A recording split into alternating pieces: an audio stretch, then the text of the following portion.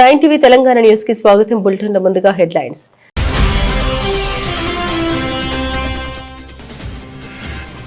భారత్తో వాణిజ్యంపై European Commission president కీలక ప్రకటన.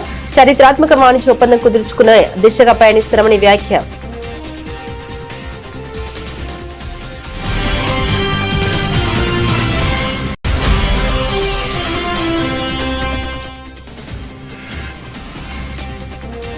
బీజేపీ జాతీయ అధ్యక్షుడిగా బాధ్యతలు చేపట్టిన నితిన్ నబీన్ పై ప్రధాని మోదీ ప్రశంసలు. నబీన్ తనకిప్పుడు బాస్ అంటూ ఆసక్తికర వ్యాఖ్యలు.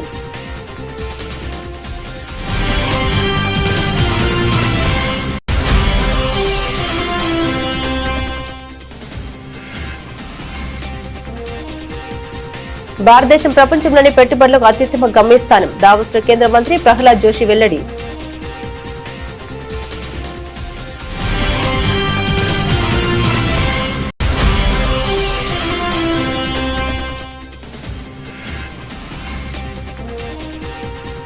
ఇక నింగికి వేడుకలు. స్టార్ ఆస్ట్రోనాట్ సునీత విలియమ్స్ పదవి విరమణ.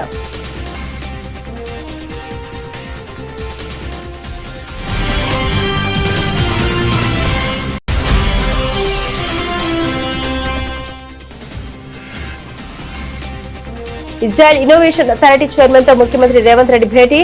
AI, health, agritech, cyber security, aerospace రంగాల్లో ఇజ్రాయెల్ మద్దతు.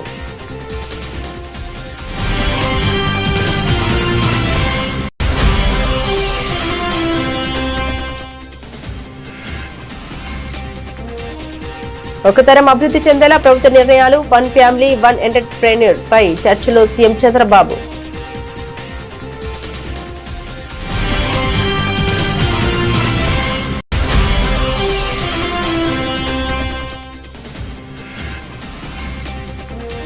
ఏడు గంటల సిట్ విచారణ అనంతరం మీడియాతో మాట్లాడిన హరీష్ రావు. దమ్ముంటే విచారణకు సంబంధించిన వీడియోలు విడుదల చేయాలని సీఎం రేవంత్ కు సవాల్.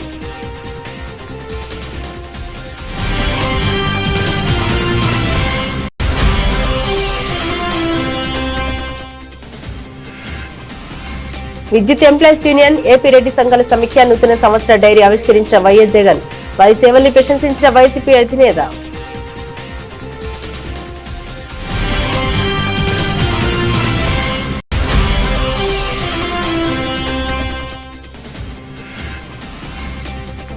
నైని బ్లాక్ వివాదంపై సీబీఐతో దర్యాప్తు జరిపించాలి. ప్రభుత్వాన్ని డిమాండ్ చేసిన బీజేపీ చీఫ్ రామచంద్రరావు.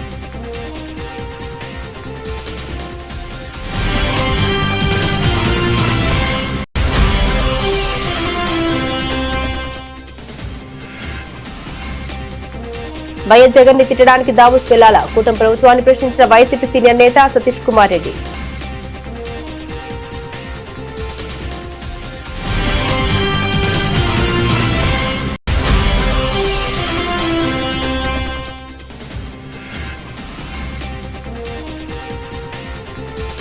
ఓట్ల జాబితా సవరణ విచారణకు హాజరైన క్రికెటర్ షమి.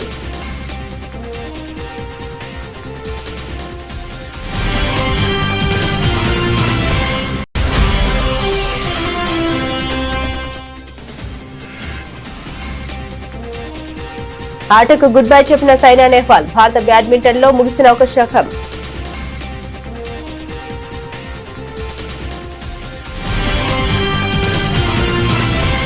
భారతదేశం ఐరోపా సమైక్యులు చారిత్రాత్మక వాణిజ్య ఒప్పందం కుదుర్చుకునే దిశగా పయనిస్తున్నాయని European Commission President Ursula von der Leyen పేర్కొన్నారు. భారత్ ఐరోపా సమైక్యుల మధ్య స్వేచ్ఛ వాణిజ్య ఒప్పందం కోసం చర్చలు జరుగుతున్న విషయం తెలిసిందే. ఈ ఒప్పందం దాదాపు ఖరారయ్యే దశలో ఉంది. ఈ నేపథ్యంలోనే లేయన్ మాట్లాడారు. ఈ ఒప్పందం దిశగా ఇంకా చేయాల్సిన పని ఉందని తెలిపారు. దావోస్ లో జరుగుతున్న ప్రపంచ ఆర్థిక సదస్సులో ఆమె ప్రసంగిస్తూ కొందరు ఈ డీల్ ను మదర్ ఆఫ్ ఆల్ డీల్స్ గా అభివర్ణిస్తారని ఆమె పేర్కొన్నారు. And right after Davos, the next weekend, I will travel to India. There's still work to do, but we are on the cusp of a historic trade agreement. Indeed, some call it the mother of all deals. One that would create a market of 2 billion people, accounting for almost a quarter of global GDP. And crucially, that would provide a first mover advantage for Europe with one of the world's fastest growing and most dynamic continents. Europe wants to do business with the growth centers of today and the economic powerhouses of this century, from Latin America to the Indo-Pacific and far beyond, Europe will always choose the world, and the world is ready to choose Europe.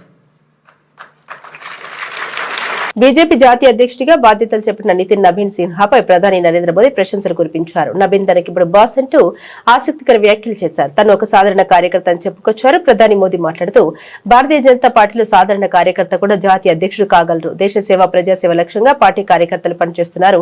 గతంలో అద్వానీ వెంకయ్య నాయుడు నేతృత్వంలో ఘన విజయాలు సాధించాం. BJP కార్యకర్తను అనిపించుకోవడమే నాకు గర్వకారణం. సేవా కార్యక్రమాల ద్వారా ప్రజలకు మరింత చేరువ కావాలని మోదీ అన్నారు. आज भाजपा का जितना फोकस संगठन के विस्तार पर है, उतनी ही बड़ी प्राथमिकता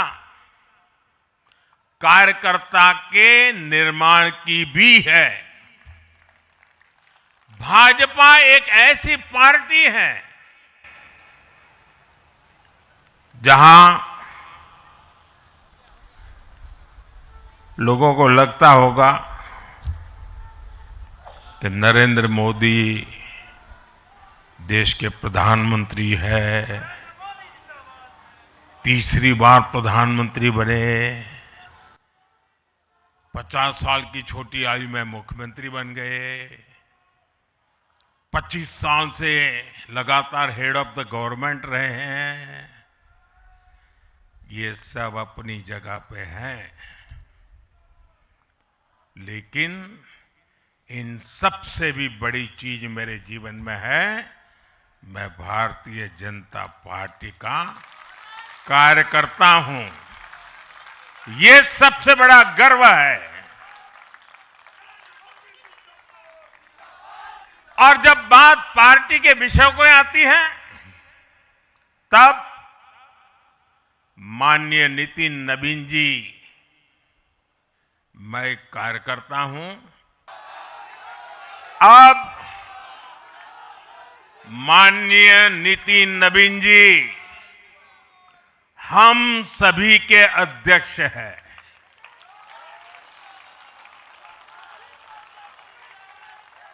और उनका दायित्व सिर्फ भाजपा को भी संभालना इतना नहीं है, एनडीए के सब साथियों के बीच भी उन्होंने तालमेल का बहुत बड़ा दायित्व भी देखना होता है. साथियों, माननीय नितिन जी के संपर्क में जो भी आया है, वो उनकी सरलता और सहजता की चर्चा जरूर करता है. बीजेपी युवा मोर्चा का दायित्व हो,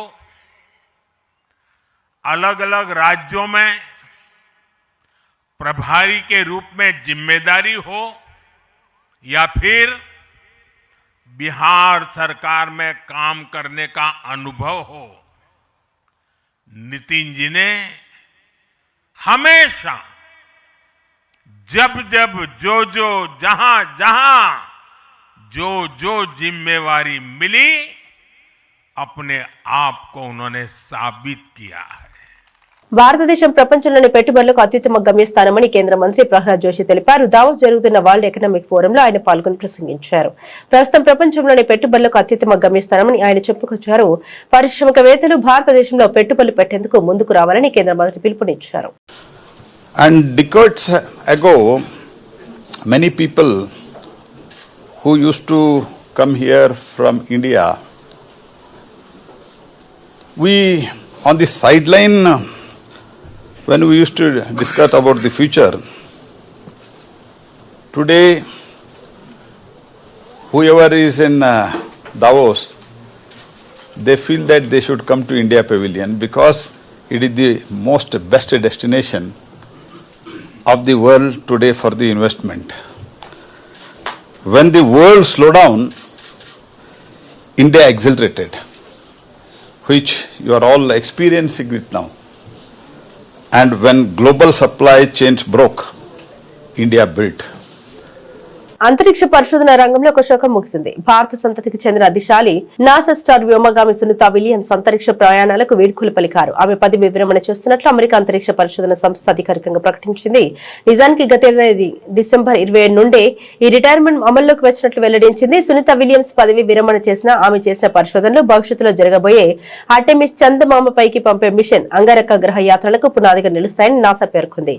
ప్రస్తుతం ఆమె భారత్ పర్యటనలో ఉన్నారు. తన తండ్రి స్వదేశమైన భారత్ తో కలిసి ఇస్రో ప్రాజెక్టులో ఏవైనా సలహాలు అందించే అవకాశం ఉందని విశ్లేషకులు భావిస్తున్నారు. I've been in this business long enough to have doubts from the beginning, right? We had our first space tourist, Dennis Tito, coming to the International Space Station. Everybody was up in arms, like, oh boy, he might press the wrong button, something bad might happen, all this kind of stuff was going on. And yes, the space station is not made like a hotel. It is made like a laboratory. So there are some dangerous things there, but we can train people. We're smart. Human beings are smart. And that, has now grown all the way to we are ready to have commercial LEO destinations. So anyway, commercialization of space is great. And what it means in the United States, at least, is, I don't have knowledge all over the world, but from the United States is there are opportunities for people to work in so many different companies. So not only rockets, not only spacecraft, but parts of space experiments, satellites, new technologies, 3D printing of metals, wherever anybody wants to work. It's not unusual nowadays that we have people who have STEM backgrounds go to one company for a couple years, then go to another company, and then go to another company. And just like us here today, they can contrast and compare.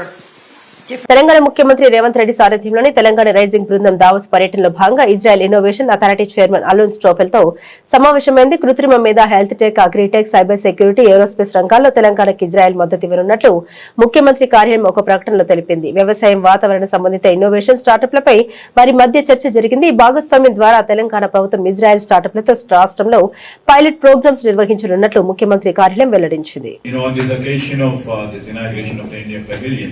And this is the second time we are into Indian Pavilion. First time on our own. And I would like to really congratulate the Government of India, the DPIT officials and the CII officials for making a unison of the competition between the different states on one platform. And with honorable ministers from different states, and we have just heard the honorable Chief Minister and honorable Union Ministers on the days. And on behalf of Telangana, we are represented by our Chief Minister, Mr. Revanth Reddy. We are joined by our Housing and Revenue and Iron Power Minister, Mr. Srinivas Reddy, is here. And in fact, we would like to say a few points to all the future investors to our state of Telangana. And also we would like to literally contribute our might and share our strength to the global leaders as well. The real core sector of the defense and the aerospace has been opened. In Telangana, with all its might, with all the characteristics of the public sector undertakings which have been shaped over the past 70 years, have been open to the private world, and many investments are coming into the defense and the aerospace sector. And the recent Telangana Rising event of us, led by our Chief Minister, Mr. Revanth Reddy, and we have projected to be a part and parcel of our Indian economy, which is projecting about 30 trillion economy by 2047, and the Telangana Rising 2047, we thought of contributing 10%, and we have projected and we అభివృద్ధిలో అందరినీ భాగస్వాములు చేయాలన్న సంకల్పంతోనే one family one entrepreneur విధానాన్ని అమలు చేస్తున్నామని CM Chandrababu పేర్కొన్నారు. ప్రభుత్వం తీసుకున్న నిర్ణయం కుటుంబంలోని ఒక తరానికి మేలు చేయాలన్నారు. తన ఆలోచనలు ఎప్పుడూ ప్రజా సంక్షేమం, రాష్ట్ర అభివృద్ధిపైన ఉంటాయని తెలిపారు. దావోస్ ఆర్థిక సదస్సులో పలువురు పారిశ్రామికవేత్తలతో ఆయన భేటీ అయ్యారు. రాష్ట్ర ప్రభుత్వం అమలు చేస్తున్న వన్ ఫ్యామిలీ వన్ ఎంటర్‌ప్రెన్యూర్ విధానంపై చర్చ జరిగింది. Everybody is curious, not only listening to us, they want to invest in India. Safest destination in the world, only India. There is no other country in the world as on today. I can say that. And also, if you can see, very strong leadership. And at the same time, focusing on development and welfare and inclusive society. Our Honorable Prime Minister, for the last 12 years, he has given a strong message, and also he is building institutions. If you see digital connectivity, nowhere in the world some of the countries are having old technology, whereas we are having new technologies, new connectivity. And at the same time, if you see electricity department, one grid. Nowhere other countries are having, big countries, this type of advantage. One grid, you can produce power anywhere, you can consume anywhere. This is a very interesting phenomenon also. Like there's so many advantages. This is a very inspiring time for all of us to move forward. Not only attracting investment, automatically investment will come. We have to learn things, how world is moving. Phone tapping కేసులో ప్రత్యేక దర్యాప్తు బృందం తనను ప్రశ్నించడం కాదని తానే SIT కు 100 ప్రశ్నలు వేశారని మాజీ మంత్రి BRS senior MLA Harish Rao పేర్కొన్నారు. దమ్ముంటే ఈ రోజు విచారణకు సంబంధించిన వీడియోల్ని విడుదల చేయాలని ఆయన సవాల్ విసిరారు. ఫోన్ ట్యాపింగ్ వ్యవహారంతో తనకు సంబంధం ఏమిటని ఆయన ప్రశ్నించారు. తాను హోంమంత్రిగా ఎప్పుడైనా పనిచేశానా అని వ్యాఖ్యానించారు. నాటి డీజీపీ చీఫ్ ఇంటెలిజెన్స్ ను కూడా విచారణకు పిలవాలని ఆయన డిమాండ్ చేశారు. నోటీసుల విచారణ బీఆర్ఎస్ ను భయపడలేవని ఆయన అన్నారు. రేపు ప్రజాకోర్టులో కాంగ్రెస్ సమాధానం చెప్పాలని ఆయన అన్నారు. ఎన్నికల సమయంలో ఇచ్చిన హామీల గురించి మంత్రుల్ని ప్రజలు ఎక్కడికక్కడ నిలదీస్తున్నారని ఆయన పేర్కొన్నారు. నువ్వు సిట్టు లట్టు పొట్టు ఎన్నన్నేసుకో, ఏమన్నా చేసుకో, మాకు న్యాయస్థానాల మీద గౌరవం ఉంది. నువ్వు ఎక్కడికి పిలిచినా వస్తా, ఎన్నిసార్లు పిలిచినా వస్తా, నిజాయితీగా సమాధానాలు చెప్తాం. మేము భయపడం. చట్టం మీద మాకు గౌరవం ఉంది. నీ చిల్లర రాజకీయాల మీదనే మాకు అసహ్యం ఉంది. వెగటు పుడతా ఉంది ప్రజలకు. నీ భాష, నీ మాటలు వింటా ఉంటే రోత పుడతా ఉంది ఇలా రాష్ట్ర ప్రజలకు. రేవంత్ రెడ్డి గారు చూసుకో, అసలు ఇడిచిపెట్టం, నేను ఇంకా గట్టి కొట్లాడతాం. నీ 6 గ్యారెంటీల అమలు మీద, నీ కుంభకోణాల మీద మేము మా పోరాటాలు జరుపుతూనే ఉంటాం. మాది ఉద్యమ పార్టీ, రాష్ట్రం సాధించిన పార్టీ బీఆర్ఎస్ పార్టీ. మేము కేసీఆర్ సృష్టించిన సైనికులం, కార్యకర్తలం. మాకు త్యాగాలు తెలుసు, మాకు పోరాటాలు తెలుసు. నీలాగా వెన్నుపోట్లు, కుట్రలు, కుతంత్రాలు, చీకటి రాజకీయాలు మాకు తెలియవు. మా కేసీఆర్ నేర్పింది పోరాటం, త్యాగం, ప్రజల పక్షాన నిలబడడం మా కేసీఆర్ గారు నేర్పిండ్రు. నువ్వు ఎన్ని సిట్ నోటీసులు పంపుతో పంపు, మేము భయపడేది లేదు. కానీ నువ్వు దర్యాప్తు పేరు మీద ఆడుతున్నటువంటి ఈ నాటకం తెలంగాణ ప్రజలు నిశ్చితంగా గమనిస్తూ ఉన్నారు. నాకు తెలిసి ఇవాళ మళ్ళీ లీక్ ఇస్తారు. ఇట్లయిందట అట్లయిందట, లోపల ఓ చిల్లర లీక్ ఇస్తారు. దమ్ముంటే వీడియో బయట పెట్టు. మొత్తం వీడియో రికార్డింగ్ అయింది కదా. I am challenging Revanth Reddy. ఇవాళ నన్ను అడిగిన ప్రశ్నలు, నేను చెప్పిన సమాధానాలు మొత్తం వీడియో బయట పెట్టు. రాష్ట్ర ప్రజలు చూస్తారు. చిల్లర లీకులు ఎందుకు ఇస్తావు? మళ్ళీ నాకు తెలిసి ఇప్పుడు సాయంత్రం లీక్ ఇస్తారు. లీకుల ప్రభుత్వం ఇది. లీకుల ప్రభుత్వం, స్కామ్ల ప్రభుత్వం. లీకుల మీదనే ప్రభుత్వాన్ని నడుపుతున్నాడు రేవంత్ రెడ్డి. ఎంతకాలం నడుపుతావు లీకులను? ఈ లీకులు, ఈ చిల్లర రాజకీయాలు, ఈ బురద రాజకీయాలు నడవయి. ప్రజలకు డెలివరీ కావాలి, ప్రజలకు ఇచ్చిన మాట నిలబెట్టుకోవాలి. అరే నాట్లు పడుతున్నాయి, ఇదివరకు రైతు బంధు ఇయ్యలే. రైతు బంధు ఎప్పుడు ఇస్తావో చెప్పు. నాట్లకు కేసీఆర్ పైసలు ఇస్తే నువ్వు ఓట్లకు పైసలు ఇస్తున్నావు. ఓ పంటకు ఇస్తున్నావు, ఓ పంటకు ఎగబెడుతున్నావు. ఓ పంటకు బోనస్ ఎగ్గొట్టినావు, 2 పంటలకు రైతు బంధు ఎగ్గొట్టినావు, సగం మందికి రుణమాఫీ ఎగ్గొట్టినావు, పంటల బీమా ఉత్తదే చేసినావు. అంతా 2 లక్షల ఉద్యోగాలు ఉత్తదే అయిపోయింది. మహాలక్ష్మి 2500 పత్తా లేదు. 4000 పింఛను ఇవాళ ముసలోళ్ళు కళ్ళల్లో వత్తులు వేసుకొని అవ్వాతాతలు ఎదురు చూస్తున్నారు. వాటి గురించి మాట్లాడు. వైఎస్ఆర్ కాంగ్రెస్ పార్టీ కేంద్ర కార్యాలయంలో వైఎస్ఆర్ విద్యుత్ ఎంప్లాయీస్ యూనియన్ ఆధ్వర్యంలో 2026 నూతన సంవత్సర క్యాలెండర్ మరియు డైరీలను మాజీ ముఖ్యమంత్రి వైఎస్ఆర్సీపీ అధినేత వైఎస్ జగన్మోహన్ రెడ్డి ఆవిష్కరించారు. ఈ సందర్భంగా విద్యుత్ ఉద్యోగుల సేవల్ని ఆయన ప్రశంసిస్తూ రాష్ట్ర అభివృద్ధిలో వారికి పాత్ర కీలకమని పేర్కొన్నారు. అలాగే ఆంధ్రప్రదేశ్ రెడ్డి సంఘాల సమైక్య ఆధ్వర్యంలో రూపొందించిన 2026 నూతన సంవత్సర డైరీని వైఎస్ జగన్మోహన్ రెడ్డి ఆవిష్కరించారు.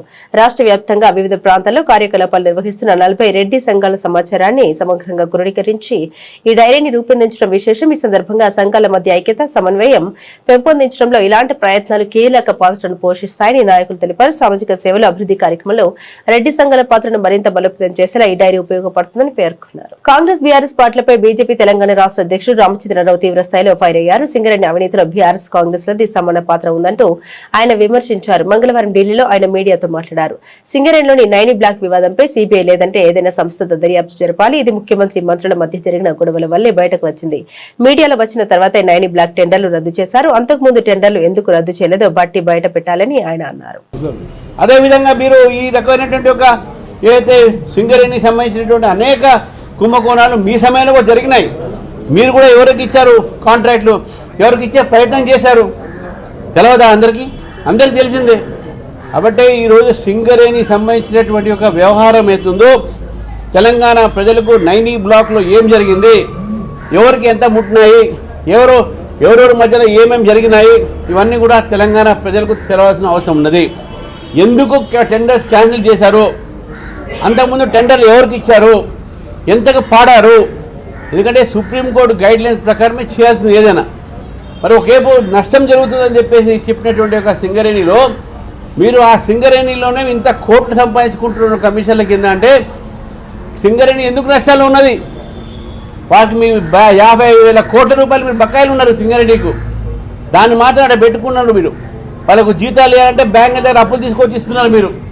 మరి దాన్ని పెట్టినటువంటి 40 కోట్లు 50,000 కోట్లు దాంతో అక్కడ ఉన్నటువంటి కార్మికులు ఏం లాభం చేస్తున్నారు?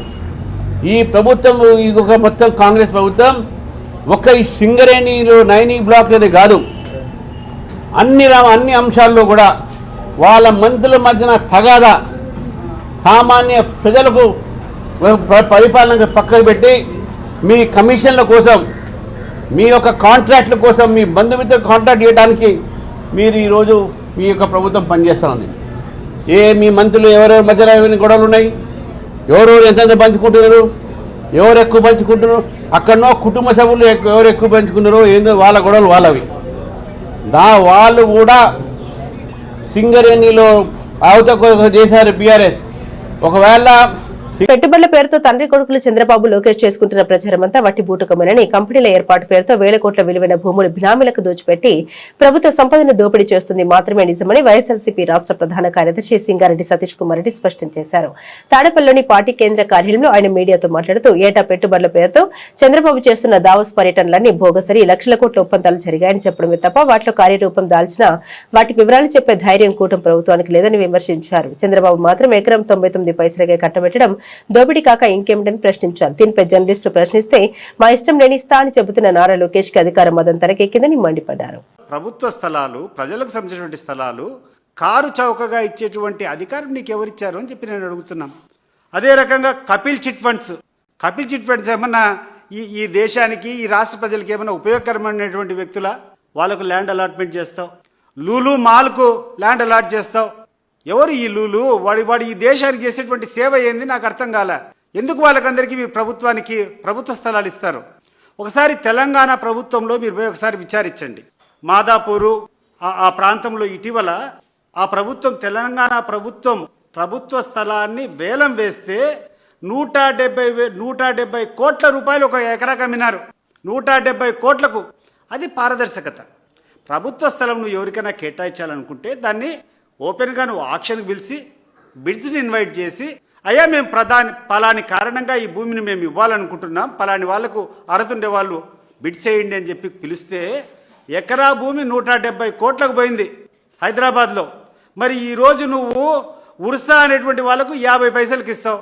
దానికి తోడు దీన్ని లోకేష్ దగ్గరికి పోయి ఎవరో కూర్చొని ఇట్లా విశాఖపట్నంలో ల్యాండ్స్ అన్నీ మీరు 50 పైసలకే 90 పైసలకే ఇచ్చిదా అని అని ఎవరు విలేకరు అడిగితే అతని అహంభావం, అతని అహంకారం 99 పైసలకు ఎకరా కాదు, 99 పైసలకు మొత్తం నేను ఇస్తా అంటాడు. ఏం లోకేష్ నాకు అర్థం కావడంలే. మీ నాయన సొమ్ము లేకుంటే మీ అబ్బ సంపాదించినటువంటి సొమ్ము ఏమైనా ఇస్తావా? ఇచ్చుకో. మీ ఊర్లో ఏమైనా మీ అబ్బ సంపాదించినటువంటి సొమ్ము, మీ నాయన సంపాదించినటువంటి సొమ్ము ఉంటే దారాదత్తం చేసుకో. 99 పైసలు కావాలంటే 9 పైసలకి ఇచ్చుకో. ప్రభుత్వం సొమ్మది. నువ్వెవరు? నేను ఇస్తా అని చెప్పేటువంటి అధికారం నీకు ఎవడిచ్చాడు? నీకు నువ్వెవడయ్యా? కౌన్కిస్కా గొట్టం ఈ యొక్క ఆంధ్ర రాష్ట్రానికి. Your after all A minister.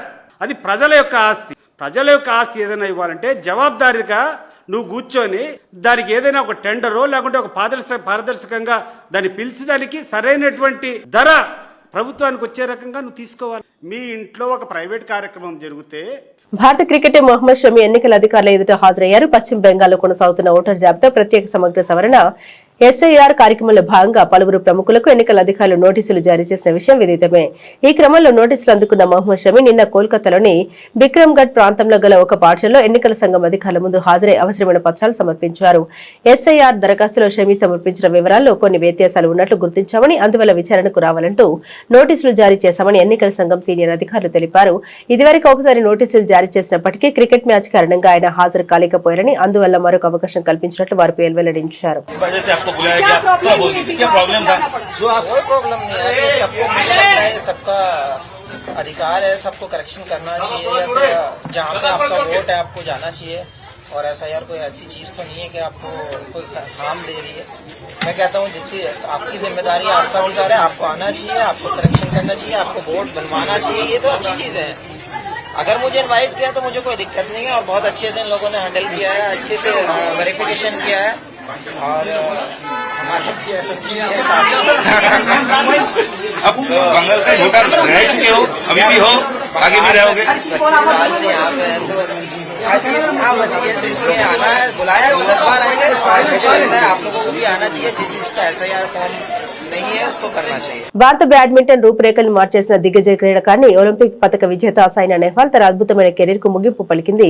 గత 2 ఏళ్లుగా తీవ్రమైన మోకాలు నొప్పితో ఆటకు దూరంగా ఉన్న ఆమె తన శరీరం ఇక ఉన్నత స్థాయి పోటీలకు సహకరించడం లేదని, ప్రొఫెషనల్ గా ఆడలేనని స్పష్టం చేసింది. అధికారికంగా రిటైర్మెంట్ ప్రకటించకపోయినప్పటికీ తాజాగా ఒక పాడ్కాస్ట్ లో ఆమె చేసిన వ్యాఖ్యలతో తన ప్రస్థానం ముగిసినట్టు తెలిపోయింది. రిటైర్మెంట్ గురించి ప్రత్యేకంగా ప్రకటించాల్సిన అవసరం లేదనుకుంటున్నానని సైనా పేర్కొంది. మోకాల్లోని కార్టిలేజ్ పూర్తిగా దెబ్బతినడం, ఆర్థరైటిస్ సమస్యల వల్లే ఈ కఠిన నిర్ణయం తీసుకున్నట్లు సైనా వివరించింది. ప్రపంచంలో అత్యుత్తమంగా రాణించాలంటే రోజుకు 8 నుండి 9 గంటల శిక్షణ తీసుకోవాలి. కానీ ఇప్పుడు 1-2 గంటలకే నా మోకాలు వాచిపోయి నొప్పి మొదలవుతుంది. ఆ తర్వాత ఆడటం చాలా కష్టంగా మారింది. ఇక నా శరీరాన్ని ఇంతకంటే కష్టపట్టలేననిపించింది. అందుకే చాలనుకున్నాను అని ఆమె భావోద్వేగంతో తెలిపింది. బులెటిన్ ముగించే ముందు హెడ్లైన్స్ మరోసారి.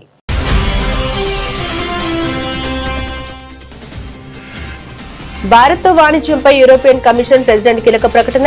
చరిత్రాత్మక వాణిజ్య ఒప్పందం కుదుర్చుకునే దిశగా పయనిస్తున్నామని వ్యాఖ్య.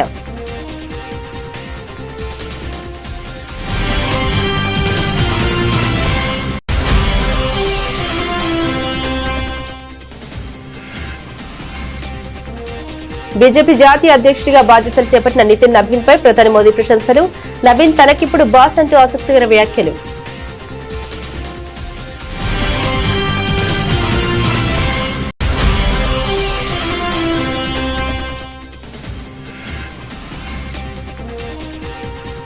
భారతదేశం ప్రపంచంలోని పెట్టుబడులకు అత్యుత్తమ గమ్యస్థానం. దావోస్లో కేంద్ర మంత్రి ప్రహ్లాద్ జోషి వెల్లడి.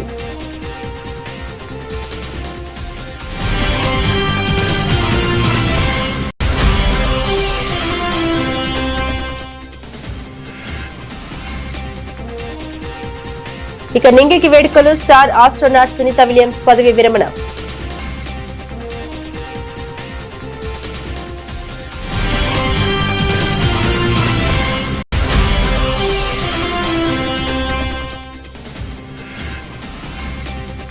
ఇజ్రాయెల్ ఇన్నోవేషన్ అథారిటీ చైర్మన్ తో ముఖ్యమంత్రి రేవంత్ రెడ్డి భేటీ.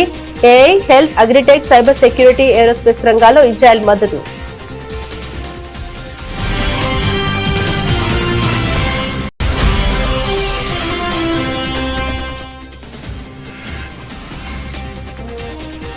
ఒక తరం అభివృద్ధి చెందేలా ప్రభుత్వ నిర్ణయాలు. 1 ఫ్యామిలీ 1 ఎంటర్ప్రెన్యూర్ పై చర్చలో సీఎం చంద్రబాబు.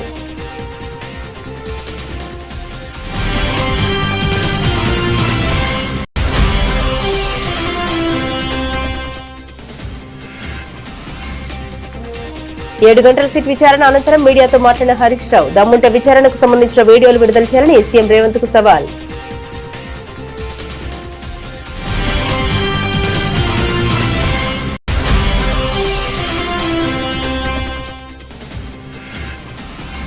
విద్యుత్ ఎంప్లాయీస్ యూనియన్, ఏపీ రెడ్డి సంఘాల సమీక్ష నూతన సంవత్సర డైరీ ఆవిష్కరించిన వైఎస్ జగన్. వారి సేవల్ని ప్రశంసించిన వైసీపీ అధినేత.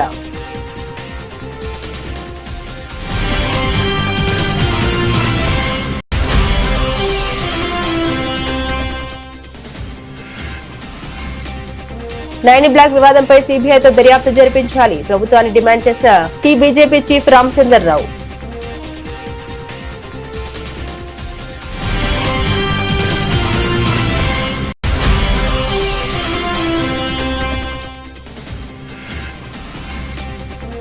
వైఎస్ జగన్ ని తిట్టడానికి దావోస్ వెళ్లాలా? కూటమి ప్రభుత్వాన్ని ప్రశ్నించిన వైసీపీ సీనియర్ నేత సతీష్ కుమార్ రెడ్డి.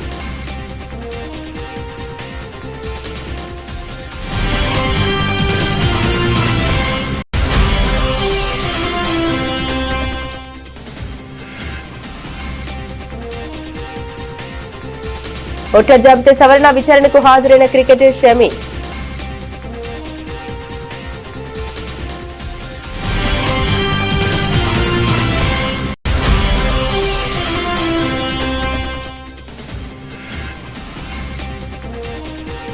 ఆటకు గుడ్ బై చెప్పిన సైనా నెహ్వాల్. భారత బ్యాడ్మింటన్ లో ముగిసిన ఒక శకం.